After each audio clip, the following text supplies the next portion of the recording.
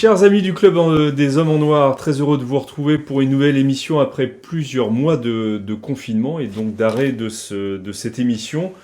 Très heureux également d'accueillir, j'allais dire, l'équipe historique du Club des Hommes en Noir avec l'abbé Claude Barthes, l'abbé Grégoire Sellier et l'abbé Guillaume de Tanoirne. Merci messieurs de votre présence. Très heureux de vous retrouver pour échanger justement avec comme thème aujourd'hui qui nous réunit, je vous le rappelle, mais vous le savez évidemment, que nous allons parler du confinement, du déconfinement et de l'attitude de l'Église, de ce qui s'est passé pour les catholiques pendant cette période très très très spéciale, à plus d'un titre assez énigmatique, et qui a conduit l'Église de France, en tous les cas, à prendre certaines décisions qui ont étonné, en tous les cas, qui vont pouvoir susciter à nouveau le débat entre vous, ou du moins, je ne sais pas si ça sera le débat, mais en tous les cas, la réflexion.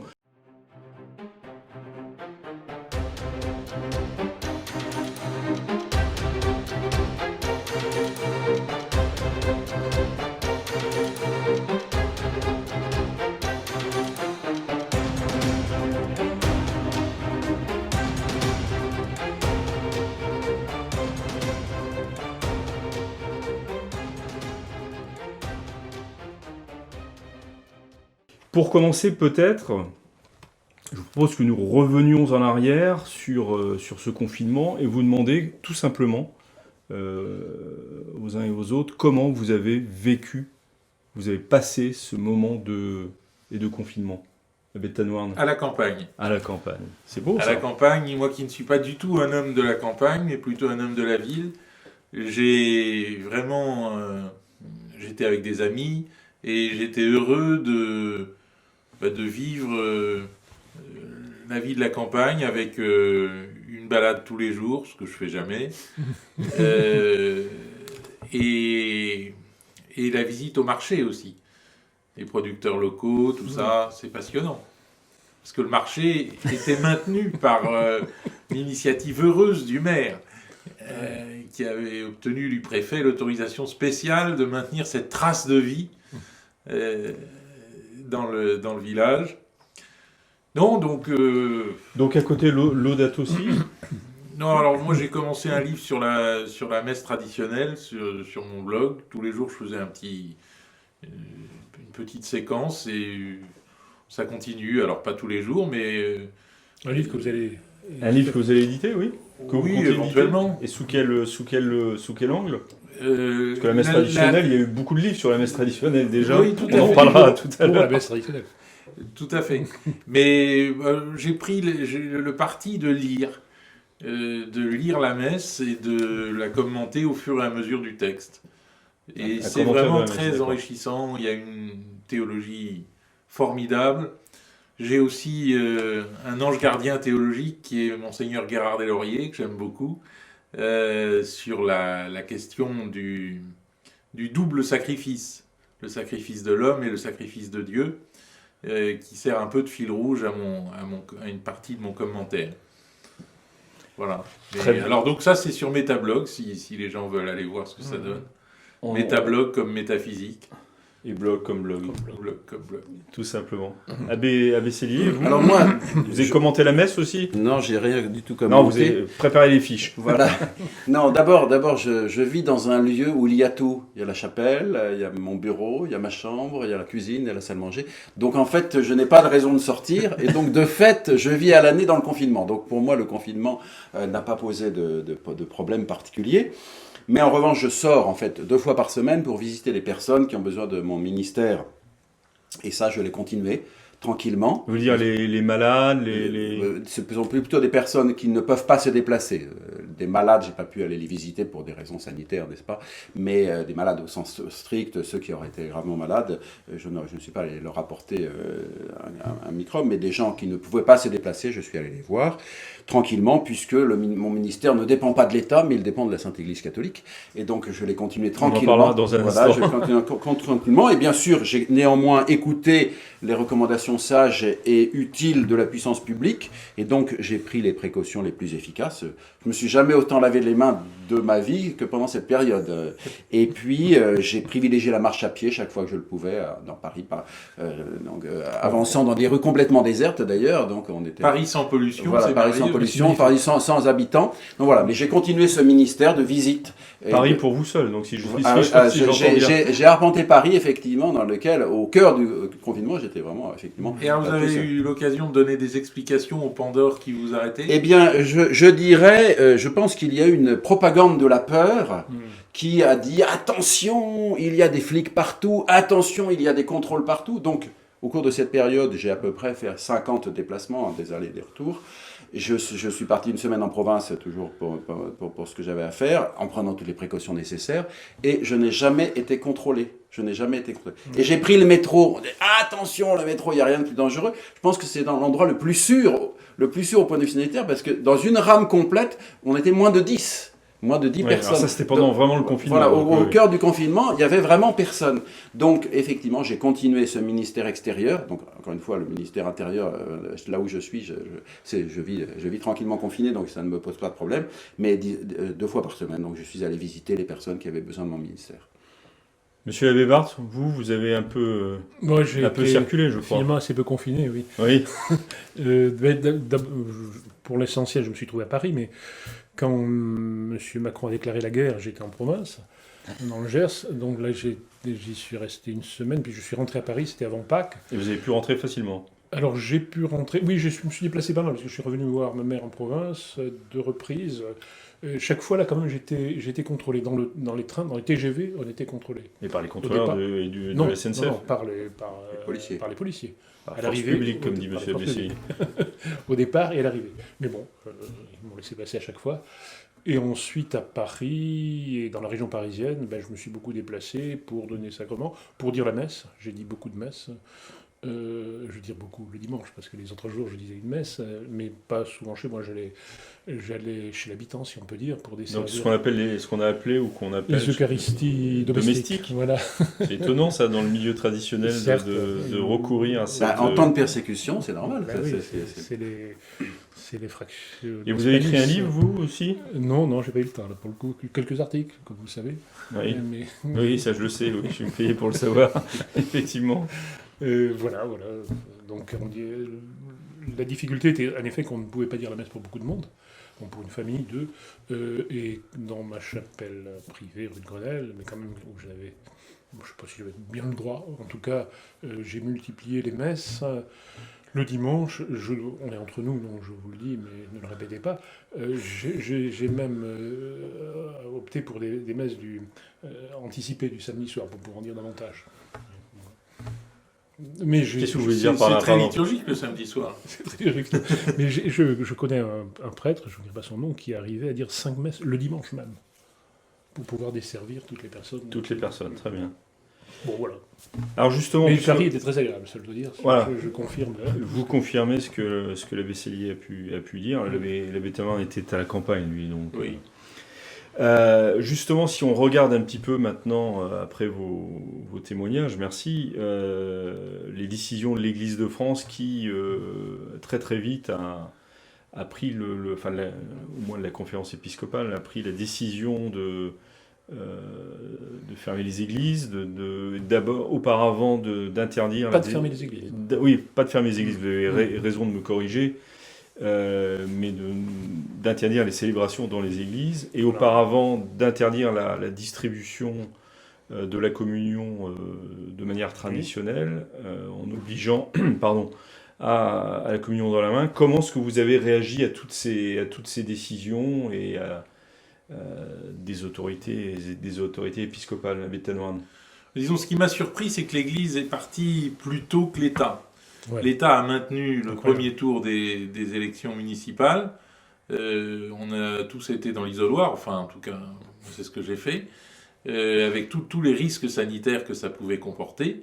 Mais on n'avait pas le droit de dire la messe. Donc ça, j'avoue que je suis passé au-dessus de ce droit ou pas droit. Vous étiez à Paris à ce moment-là? Voilà, à Paris, nous avons célébré parce qu'il nous semblait que la consigne était inégalement distribuée, donc inefficace. Ensuite, je crois que le confinement était une vraie nécessité, puisqu'on n'avait ni masque, ni test, ni quoi que ce soit. Nos dirigeants sont restés 3 mois l'arme au pied en disant on a la meilleure médecine du monde. Ça rappelle quelque chose aux plus anciens, je pense. Je vais répondre parce que nous sommes les plus forts. Je suis né juste après, mais enfin, oui, puisque vous regardez. Ah non, j'aurais pas cru. Je n'ai pas participé à le débat. C'est pour laquelle. Bref. Donc, il était légitime d'observer le confinement, ce que nous avons tous fait, je pense, plus ou moins à notre manière. Ouais. Ensuite, le confinement a mis très longtemps à se déconfiner. Et là, il faut reconnaître que les traditionalistes ont bien joué en allant devant le Conseil d'État. Alors, différents traditionalistes, ça va de simples fidèles du rang aux associations et communautés traditionnelles. Association, je pense à la Griffe, évidemment, qui était en première ligne dans ce combat. Et le Conseil d'État qui obéit, semble-t-il, à un vrai libéralisme, a accepté la demande de ces associations traditionnelles et a autorisé la messe de la Pentecôte, ce qui m'a semblé d'assez bon augure en France. D'assez bon augure, je veux dire que quand on est capable d'aller au-delà de la volonté affirmée du gouvernement et du Premier ministre, dans un sens de liberté, eh bien c'est que toute liberté n'est pas perdue, même si nous vivons étouffés par la norme, il faut le reconnaître. Et que cet étouffement par la norme, le confinement nous en a montré un exemple qu'on n'est pas prêt d'oublier. Là, il n'y a plus de loi, mais il y a des normes. Ouais, là, vous avez sauté plusieurs étapes. Je reviens quand même sur le fait que la conférence épiscopale avait interdit, par exemple, la distribution de la communion de manière traditionnelle.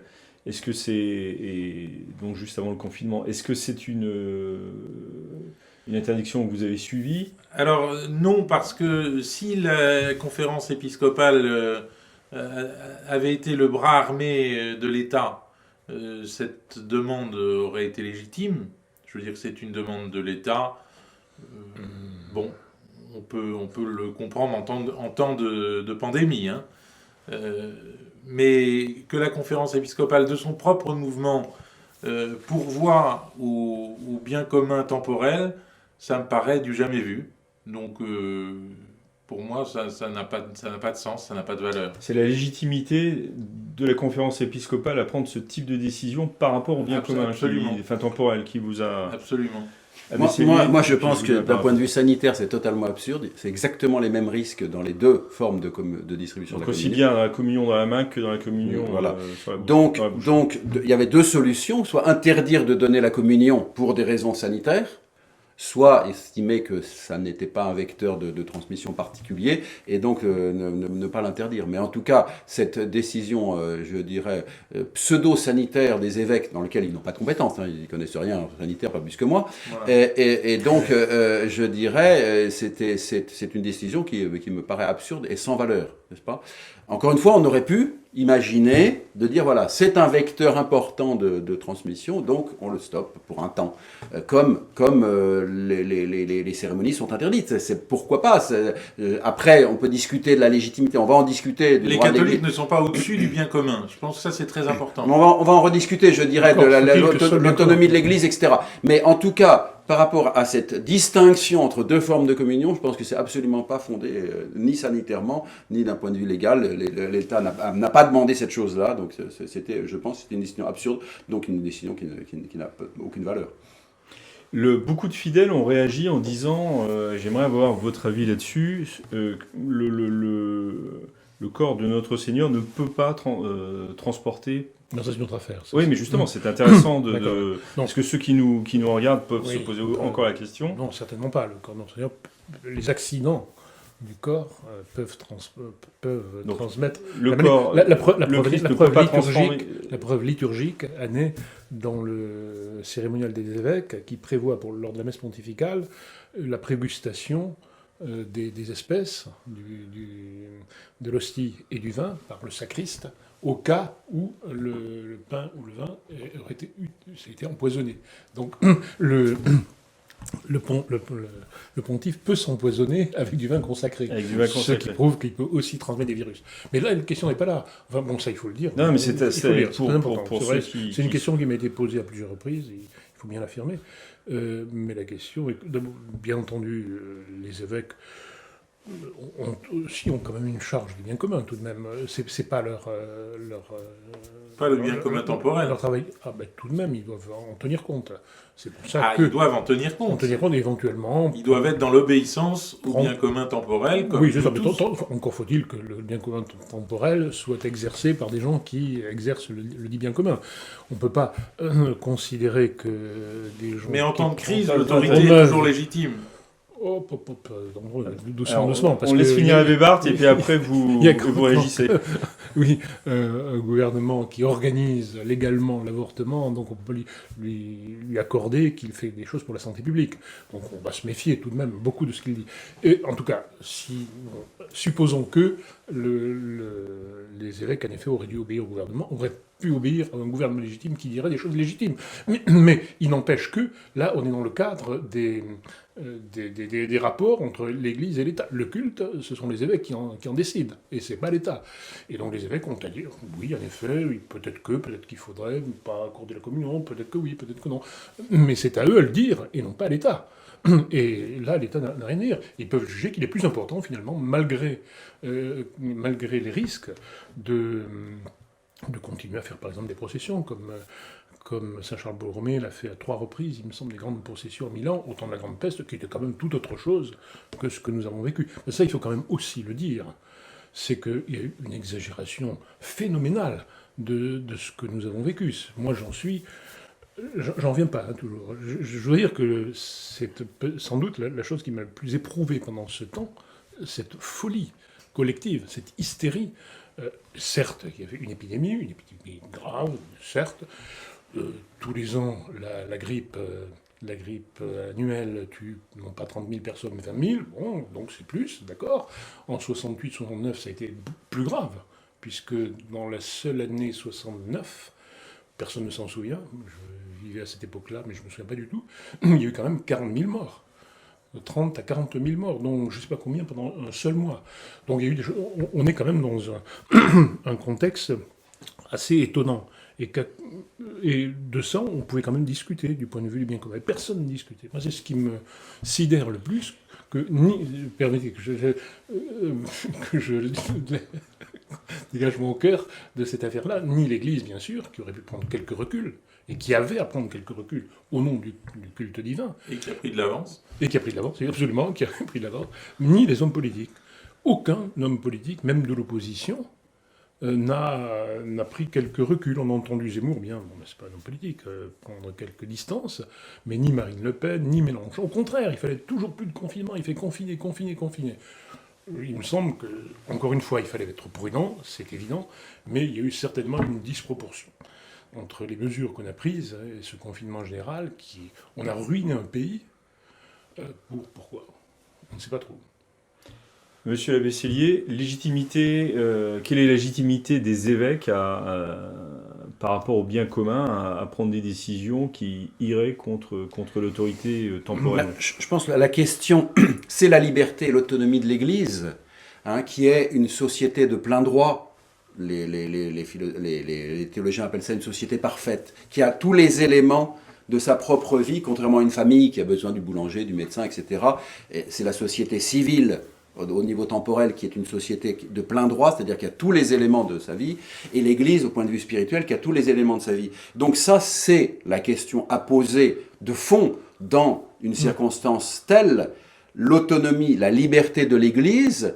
Alors ça ne veut pas dire qu'elle doit faire n'importe quoi, ça ne veut pas dire qu'il ne faut aucunement tenir compte du bien commun temporel, mais en tout cas il faut poser la question. Ça a été c'est un discours qui a un petit peu émergé chez Monseigneur Vigano, et ceux qui étaient avec lui, enfin qui ont réagi avec lui, sur la question effectivement de l'autonomie et de la liberté de l'Église. C'est un discours qui est totalement absent de chez nos évêques, et de plus haut, hein, est totalement absent. Et donc je pense que ça, c'était l'occasion de le poser. Ça ne veut pas dire que l'Église allait faire n'importe quoi, ni qu'elle n'allait pas suivre les consignes sanitaires, mais en tout cas rappeler qu'il y a une vraie autonomie de l'Église, une vraie liberté de l'Église. C'est la doctrine catholique. Et donc, je pense à ce titre-là, c'était une occasion intéressante de poser la chose, et qui n'a absolument pas été prise, parce que justement, les évêques ne sont pas du tout ils se considèrent comme un petit groupe, je dirais, à l'intérieur de la société civile, au lieu d'être l'Église catholique fondée par notre Seigneur Jésus-Christ. Oui, je voulais simplement dire, vous conclure juste, mais pour le principe, sur la question de la liberté de l'Église, vous avez tout à fait raison, personne n'en a parlé, sauf, tout dernièrement, le président de la conférence épiscopale, Moulin-Beaufort, Monseigneur Moulin-Beaufort, a fait son discours de clôture de la dernière assemblée des évêques sur le thème de la liberté de l'Église. C'est tout à fait étonnant, parce que c'est un terme que personne n'utilise. Alors, il n'a rien compris, si je puis me permettre.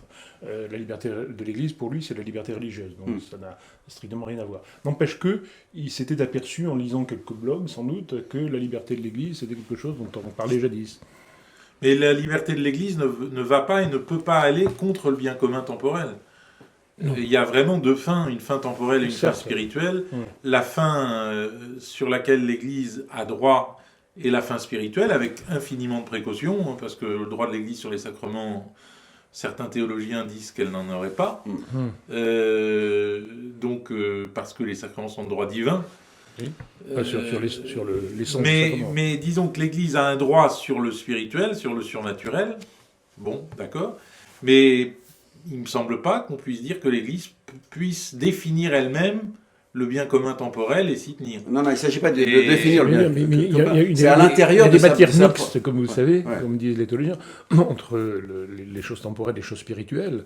Et bien des points sont de matière mixte, parce que dans la mesure où le... Je ne pense pas que le confinement était de matière mixte. Si, dans la mesure où il touche... Sur la question du culte. Le confinement en tant que tel, mais sur ses conséquences sur le culte. Le confinement touche les gens, et c'est tout le monde ou personne. Donc, pour que le confinement soit efficace, il faut que ce soit... Oui, mais la question, c'est le confinement. Si je célèbre une messe, les gens sont confinés chez eux, j'ai pas de paroissien. Sauf les gens qui étaient à moins d'1 kilomètre. Ah oui, non, bien sûr. Bon. Mais la question de distribuer ou pas distribuer la communion de telle ou telle façon, la façon de dire que je chante ou je chante pas, ça n'est pas du ressort de l'État. Non, mais de fait, il n'y a pas de paroissien. Non, même le fait d'interdire la messe, ça n'est pas du ressort de l'État. Voilà. Fut-il un État légitime, ce n'était pas le cas. Moi, je célèbre la messe. De facto. Il n'y a pas eu d'interdiction de la messe. Il y a eu une interdiction de la réunion autour de la messe. Voilà. Oui, bon, on n'a pas dit mot messe parce qu'il s'agissait de parler des musulmans. La messe n'a jamais été interdite. Les cérémonies avec les fidèles. C'est toute la différence avec les temps de la Révolution française, parce qu'on entend souvent comparer les temps qu'on vient de vivre à la Révolution française. C'était beaucoup les risques étaient plus grands. À Saint-Nicolas du Chardonnay, où j'ai été 15 ans, le père Mulot était un ardent prêtre constitutionnel, et il a été le dernier à célébrer la messe à Paris de façon privée, et c'est pour cette raison, parce qu'il célébrait la messe en privé, qu'il est mort martyr, tout prêtre jureur qu'il soit. Donc je crois que il n'y a pas eu d'interdiction de la messe. Nous pouvions tous dire nos messes. En privé. Il y a l'interdiction de la messe publique. Il y a une interdiction du rassemblement. Donc de la messe publique. Oui, mais puisque le rassemblement pas toujours sur les mots, parce que dans le cœur du confinement. Et là, je pense qu'il fallait que les chrétiens donnent l'exemple dans une décision difficile à prendre, mais qui semblait être la seule possible, étant donné l'incurie de nos gouvernants. Non, mais attention, la question, c'est je célèbre la messe. Je célèbre la messe dans ma chapelle. Des gens sont à moins d'1 kilomètre, ils peuvent donc venir tranquillement dans leur promenade, etc. Ils sont à 5 mètres les uns des autres. Normalement, Mais- ils auraient pas dû être là. Monsieur Béton, C'est absurde. C'est très bien ce que vous avez agi comme ça, et c'est parfait. Donc vous avez permis à ce qu'il y ait tout de même des messes publiques. Mais c'est sur le principe même qu'il faut dire que les messes publiques, avec des précautions, j'en conviens, devaient être continuées. Je connais des curés ordinaires, on va dire, pas de rite extraordinaire, qui ont continué la messe pendant tout le temps du confinement. Ils ouvraient leurs églises, ils faisaient ce que vous faites, ce que vous faisiez. Ils disaient la messe et les gens pouvaient y assister de loin, de près, etc., avec, sans masque ou avec masque. Alors, il se pourrait qu'en temps de grande peste, je ne sais, moi, de choses... Moi, je pense qu'il y a un exemple beaucoup à plus donner que les beaucoup plus chrétiens je pense qu'il y a doivent le faire. aussi un exemple à donner de ce qu'est le culte et la royauté du Christ. Ça importe beaucoup, tout de même. Et le culte fait partie, le culte rendu à Dieu, fait partie aussi du bien commun de l'État, de la cité.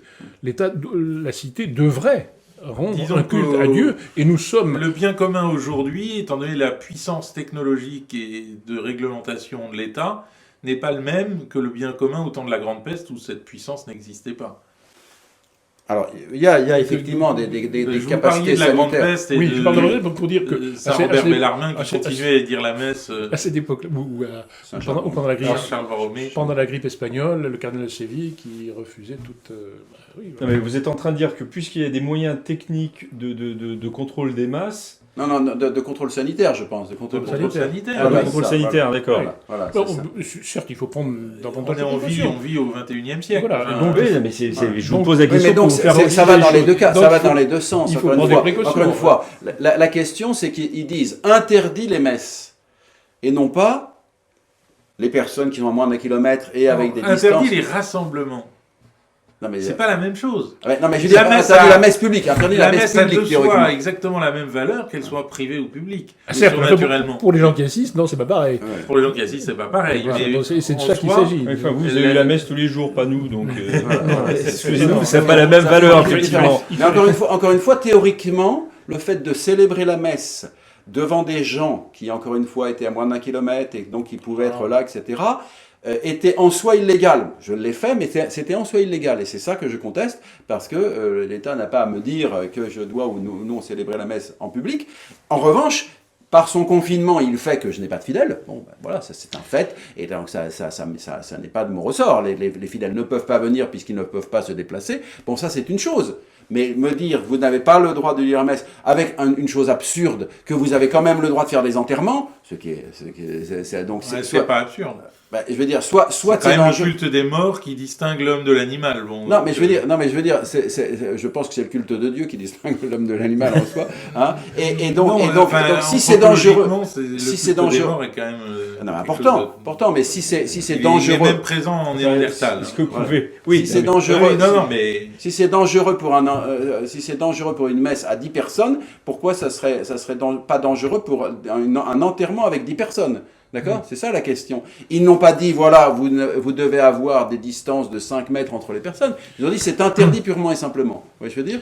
Et donc ça, ça n'est pas légitime. Maintenant, ils pouvaient encore une fois donner un certain nombre d'instructions sanitaires. Et encore une fois, Et puis, étant donné que les gens ne pouvaient pas se déplacer, il n'y avait pas de fidèles. Puis voilà, c'est tout. On célébrait la messe, sauf les quelques fidèles qui, étant dans les distances réglementaires, pouvaient être présents, etc. par ailleurs, les règles sanitaires, du point de vue de l'étude de ce qu'est le bien commun, ne sont pas quelque chose d'absolu. Le service du bien commun, du point de vue de celui qui décide, donc l'État, l'Église dans sa partie, est toujours une pesée de risques. On peut pas. Donc, on a pris des décisions qui, je répète, que j'estime absurdes, c'est exagéré. Il fallait prendre des précautions certainement, mais à cause de cela, on a produit des drames qu'on va voir maintenant s'étaler dans la société, le chômage, des ruines, etc. Et certainement aussi des décès. Vous avez tous entendu sans doute des témoignages de médecins ou d'employés d'hôpitaux. Moi, j'ai le témoignage d'un médecin d'une clinique privée et d'une dame appartenant à un service de Necker, Donc dans un cas comme dans l'autre, on disait que la gestion a été catastrophique. Tout a été appuyé sur ce coronavirus. On ne s'occupait que de ça, que de ce service. Les autres services étaient morts. Ou bien, les gens ne venaient pas. à cause de la terreur absolument qu'on réfléchissait tous les soirs avec cette télévision qui était quelque chose d'horrible, ils ne venaient pas, ils n'osaient pas venir dans les hôpitaux. Ou bien, on retardait les opérations. Il va y avoir des services tournés totalement à vide. Sans parler du fait que les cliniques privées ont offert à l'État, aux services publics, aux hôpitaux publics, de prendre des malades en réanimation, ce qui, dans un premier temps, leur a été refusé. On les envoyait en Allemagne, on ne les envoyait pas en France. Oui, parce que ça faisait une page au journal télévisé. Oui, bien sûr. Alors évidemment, le journal télévisé, on voyait les trains qui partaient. Non, franchement, voilà. Bernard-Henri Lévy lui-même va dans ce sens-là. Ah, bah si vous vous appuyez sur le dernier livre de Bernard-Henri Lévy, ça fait... Non, je dirais, il y a une autre chose qui me paraît grave et importante, et sur laquelle on peut réfléchir, ce sont les EHPAD. Moi, ça fait 5-6 mois que j'ai 2 personnes que je n'ai pas pu aller voir, des personnes vraiment, alors là, très âgées, qui souhaiteraient venir, qui n'ont plus les sacrements, qui sont complètement privés des sacrements, et c'est absolument impossible. Et même après le déconfinement, j'ai recontacté, etc. C'est tellement, c'est épais comme ça les normes, c'est épais comme ça les normes de visite. Donc finalement, ces pauvres personnes très âgées ont demandé à la direction, et puis et donc ces personnes-là vont mourir de tristesse, d'abandon, etc., ne plus voir leur famille, etc. Ça, je trouve que c'est... Comme dit l'abbé, il faut peser les choses, et je pense que le tout sanitaire par rapport au tout psychologique, au tout spirituel, au tout familial, etc., je pense que là, dans les EHPAD, ça n'a pas été pesé, et un certain nombre de gens se sont laissés mourir parce qu'ils ne voyaient plus leurs proches, ouais, ils ne voyaient plus de prêtres, etc. Mais vous trouvez légitime que les prêtres n'aient pas pu visiter pendant ce confinement, justement les mourants Les mourants. À la fois dans les hôpitaux, les EHPAD Alors en Italie, ça a été possible. Oui, et il y a 60 prêtres qui sont morts du Covid, contractés au cours de visites de malades. Oui, et donc c'est très beau, c'est l'église des premiers siècles. Et mais votre conclusion par rapport à ça, est laquelle? Ma conclusion, c'est que... Il est préférable de ne pas y aller. Il était préférable de ne pas y aller. Il était préférable d'y aller, qu'effectivement... on aurait dû prévoir une réglementation particulière pour les prêtres, mais que c'était un vrai risque pour eux. Oui, bien sûr. C'est un risque, bien sûr. Mais ça nous était totalement interdit. Non seulement on ne pouvait pas aller voir les malades du Covid, mais même les autres. Les hôpitaux interdits. Je sais bien. Il faut dire que les aumôniers d'hôpitaux, notamment à Saint-Joseph, avec dans des hôpitaux un peu particuliers, quelques facilités, mais enfin avec des complications énormes. Là. C'était très très difficile. En tout cas, pour les malades du Covid, personne. Là, ils sont morts tout seuls. Comme des chiens. Comme des chiens. Voilà. Enterrés de façon un peu dramatique. Enfin bon, on va terminer cette émission si vous voulez bien, mais j'ai l'impression à vous entendre que a été posé à l'occasion de cette épidémie de Covid-19 et de ce confinement, vraiment la question des rapports entre l'Église et l'État, et que les choses n'ont pas l'air très claires en fait, si on vous écoute les uns les autres.